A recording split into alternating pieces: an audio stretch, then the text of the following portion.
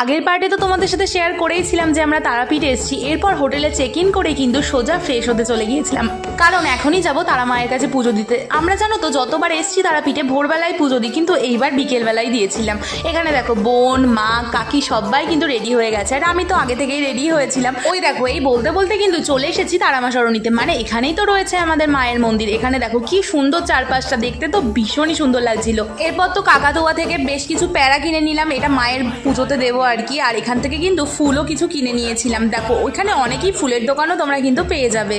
মায়ের পছন্দের পদ্ম জবা সমস্তটা নিয়েই চললাম মায়ের কাছে। দেখতে পাচ্ছ বন্ধুরা, মন্দিরে কিন্তু চলে এসেছি, আর আমাদের পান্ডা দাদা খুব সুন্দর করে আমাদের ডালাগুলো সাজাচ্ছে, দেখতে তো খুবই ভালো লাগছিল। আর এটা হচ্ছে মায়ের জীবিত কুণ্ডু, যেটা কিন্তু কোনোদিনই জল শোকায় না। তো বন্ধুরা দেখো এই বলতে বলতে লাইনও দিয়ে দিয়েছি, আর বিকেল হওয়ায় লাইনটা প্রচণ্ড কম। আর জানো তো এই প্রথমবার মাকে এত ভালো করে পুজো দিলাম, পুরো জড়িয়ে ধরে মাকে পুজো দিয়েছি। আর আমার হাতের অবস্থা দেখো, মায়ের চরণ ধোয়াতে গিয়ে কিন্তু আমার হাতটা পুরোই লাল হয়ে গেছে। এরপর বেরিয়ে কিন্তু মায়ের একটু আরতি করে নিচ্ছিলাম। এখানে মা আরতি করছিল, এরপরে আমিও কিন্তু আরতি করলাম, আর আমার মনের সমস্ত ইচ্ছাগুলো তারা মাকে জানালাম। তোমরাও কিন্তু জানো। আর এরপর তো হচ্ছিল সন্ধ্যা আরতি, সেটাও কিন্তু আমরা এলইডি স্ক্রিনে দেখেছিলাম। যদি একটু তাড়াতাড়ি যাওয়া যায় তাহলে কিন্তু নাট মন্দির থেকেও সরাসরি দেখা যায়। তো বন্ধুরা জয় মা তারা বলে আজকে ভিডিওটা শেষ করলাম। আর কেমন লাগলো আমার ভিডিওটা জানাতে কিন্তু একদমই ভুলো না। তো চলো বাই।